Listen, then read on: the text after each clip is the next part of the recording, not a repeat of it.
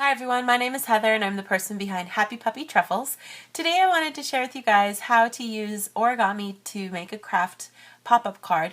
Now before we made one that was a printable, and today I wanted to share with you guys how to use different kinds of paper and techniques to kind of make your very own kind of version. Now these are just ideas, of course. If you want to copy it exactly the same, that's fine, or if you want to make a little twist and do it a different way on your own, that's totally cool too.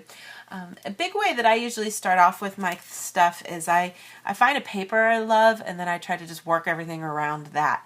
So I did a review of this paper a while back. It's this really cool kind of glittery paper that's in these really deep, rich, what would be considered more masculine colors. So blues and greens and browns. And then the back side's like a black, but it's not like black. And so I thought that it would just look really cool, and I don't even know if the camera shows how beautiful this paper is. But these are these little green trees, and you could tell, like I said, the trunk is just a little black. And then I also did one that was this little tiny green one too. And I used some Basil craft paper for my card base. And I'm making my card to be a size that'll fit into an A6 envelope. And so standard size for that is usually about 11.75 by 15.8. 8-ish. And that's just, you can guess as you go along for sure. But that's the card size. And I found the, paper color that I wanted to use for that, of course. And then went from there and first found this paper and then found the shade that I wanted to use for this part. And then you want to try to double up your card, of course, because we don't want to see where the pop-up part is. And so it's nice to put like another layer of paper on the back. But if you use the Basil paper, I think it gets too thick, and then you've got this like super duper size kind of card, which would be kind of awkward. So I was trying to find some paper that I thought would look really nice on the back. And I actually found some origami paper that I thought was so pretty. This is a really pretty kind of handmade crinkle paper, but it doesn't fold all that great, but in terms of craft, it's really nice. And the trouble was, though, that I only have it in origami paper size. But rather than be too sad about that, I decided to still use it. And what I'll do is just kind of sandwich it over, and it'll provide enough of a cover for where the part is that will be the pop-up part. And it actually creates a kind of cool little effect here by allowing you to still see the other color too. So sometimes, not having the right size can actually be a really cool accident. So something to kind of consider for that. But like I said, for this you'll just need to, fold it in half. And I've already folded the Basil paper in half too, of course. But I'll just want to fold this in half, and then when we're done with everything, it'll be glued on to be part of the card. And if you wanted to write something or put something here, you could. I'm a big fan of, having things be really simple and then saving the really cool surprise for inside when you open the card.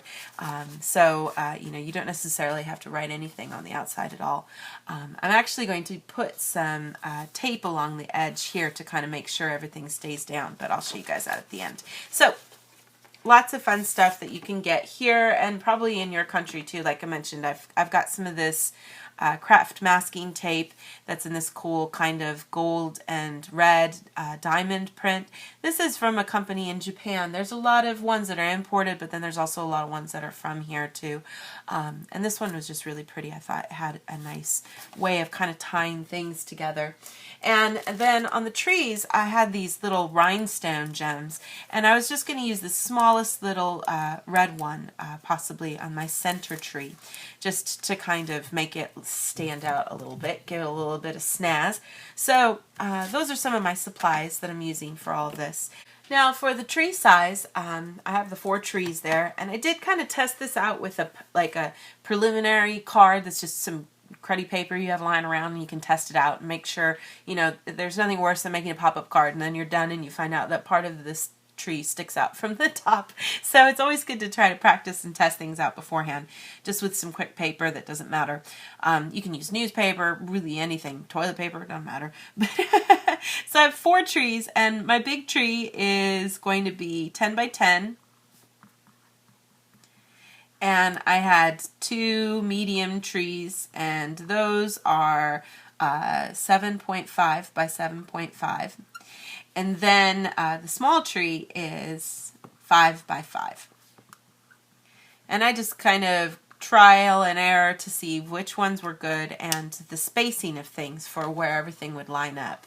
And, you know, that kind of just depends on your personal preference of how you want to do this. But what I have here is just some spacing of the trees of the way I kind of thought I wanted things to look. And you can always kind of test it out here as you do stuff by just kind of visualizing with where things are going to be. And this is kind of the idea of, except it'll be reversed, of course. This is kind of what my general design would look like, with the taller, deeper cuts being more forward and the shorter ones being in the back, closer to the back of the card. So what I had was little sections that are about 1 centimeter thick, because anything smaller than that is going to be a little awkward with the smallest tree. I mean, anything bigger than that, excuse me. And the tallest one that I had here for the deepest part was 2.5 centimeters, and then the ones on either end were 1.5 each, and then this one in the back was 1 centimeter. So just kind of keep in mind if that's something you wanted to know. And then I love doing pop-up cards because you hide all of everything that you do here by putting this backing paper on it. But so it doesn't matter if you know, kind of draw and erase things, but you can just kind of map things out and then cut. You can also choose to use, you know, an X-Acto knife too if you prefer. That's up to you guys of how you prefer to do your craft work.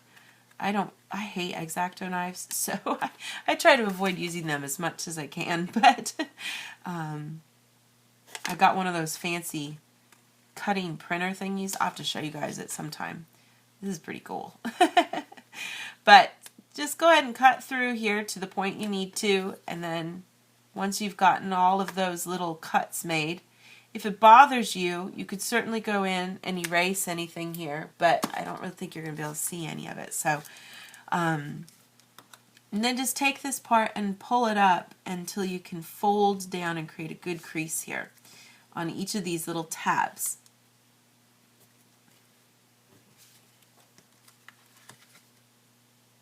And of course you want to try to keep these creases as perpendicular to everything here as you can, so that everything will stand up straight. Then you can go ahead and push these down, open up your card, and then pop through.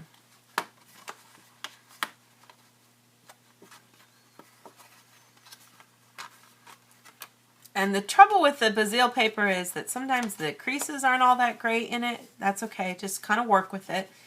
Get everything to kind of reverse there inside and push down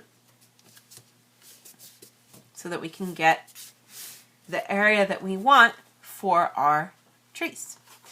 And in this case, I want it to be like this because I want my big tree here and that little one in the back right there. So, and one of the other things, of course, I tested, aside from, of course, making sure that when I put this here, that it doesn't stick out of the top. The other thing you want to make sure doesn't happen is that whatever you have here on the sides doesn't stick out on the sides. So I have my area here now for where I want to put my trees, and I'm just going to go ahead and put the glue so that I can have these here. And it works good to start with the shortest one because it's farthest in the back.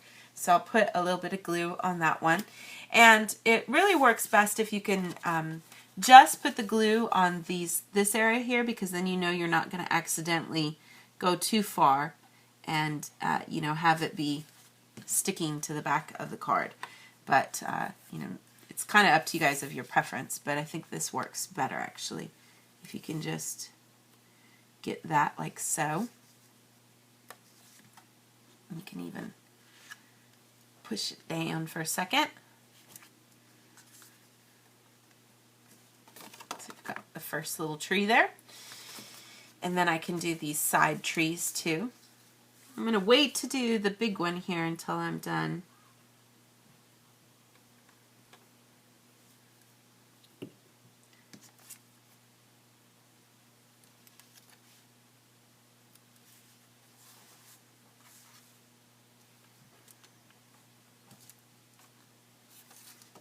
Got my second little tree.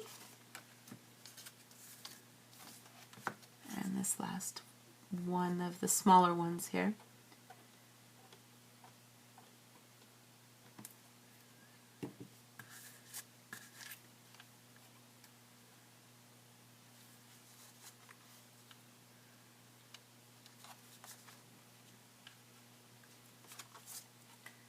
Just make sure, of course, that nothing shifted weird while you've been doing that. But you should get something that kind of looks like this. And they should be able to close nice and easily for you so that you have your little forest kind of starting. And then I want to also go ahead and put this last one on. And just to make sure I get this secured first, I'm going to do it first and then put the jewels on. Depending on what you're doing and how much you're decorating something like this. You know, this, when I put the gems on, it's going to be kind of fat, and I don't want it to interfere with pressing down to get everything secure. So I'm going to do it last. But if you're doing something that's a little less 3D, you could certainly decorate your tree first and then put it into the card. It's kind of up to you guys. That gives you like a nice little scene for our forest there. And then, like I said, if I have my little jewels,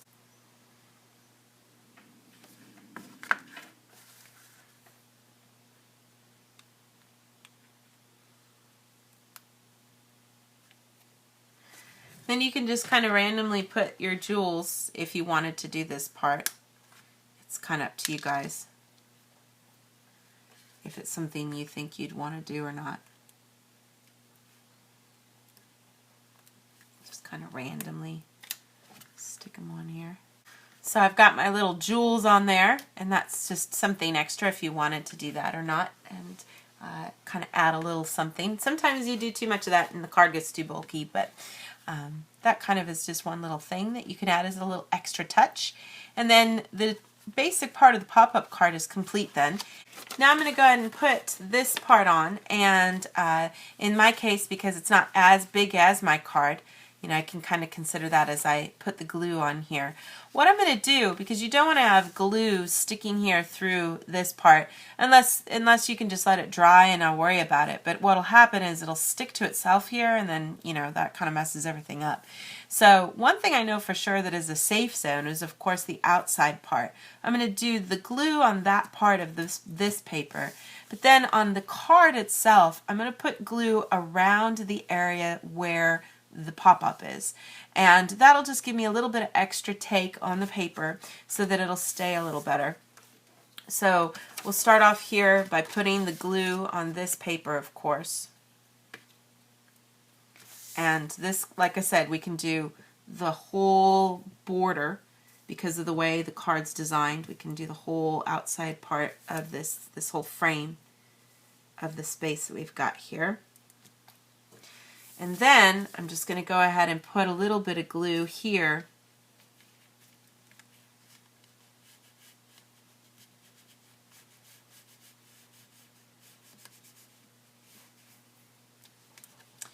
and I can also kind of open things up too and do it even on the other side too. Just again, don't get any glue on the part that's the pop-up. And then I'll just go ahead and lay this over everything. And then you want to make sure, in my case, because I'm using paper that's a little less the right size, I want to make sure that everything lines up so that it's even with stuff as much as I can.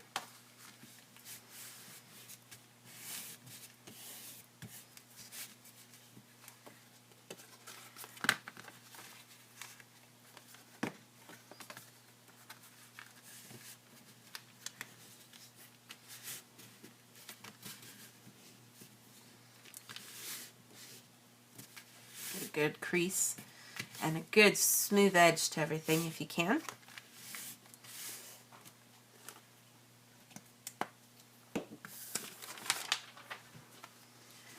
And that gives you this cool little finish, and you can see a little bit of the red from the back of the card behind the trees. I always like that effect for pop-up cards. It makes things look really cool. And then as a last little bit, I was just going to go ahead and put a strip of this tape that I have here right just along this edge. I'm going to leave this part open and possibly repeat it on the other side. I just want it to come exactly to the edge. I don't necessarily want it to go around. So of course you can just take it and lay it on there and then trim it off when you're done. Let me get my scissors here.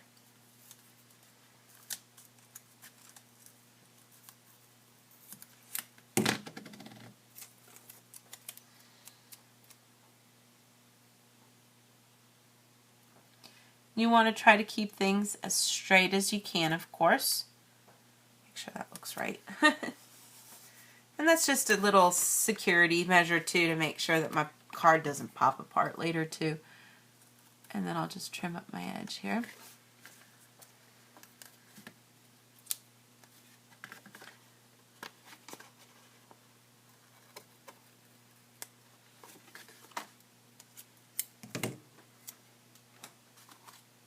Do this side too.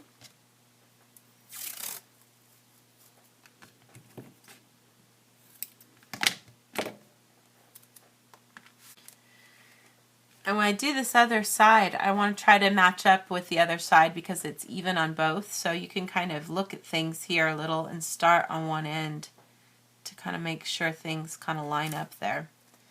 And then from there, you can maneuver stuff to make sure it's straight.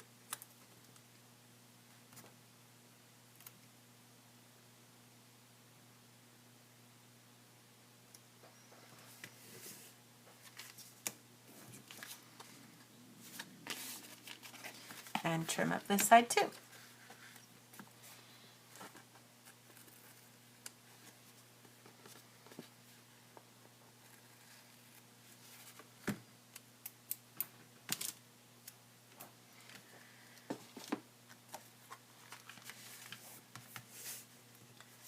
And then like I said, this is just, you know, a nice card because it does leave this little area here if you wanted to write like in a gold marker, Merry Christmas or Happy Holidays, anything like that could look really pretty.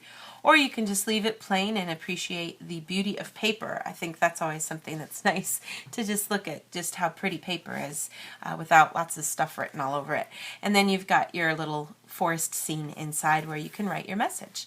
But this does fit, like I said, in an A6 envelope. We made the A6 envelope out of origami paper with a big, huge paper. This is the one from before. You can see it does fit in here. So if you wanted to use that particular method for your card here that we just made, you could do that if you want. It just slides right in.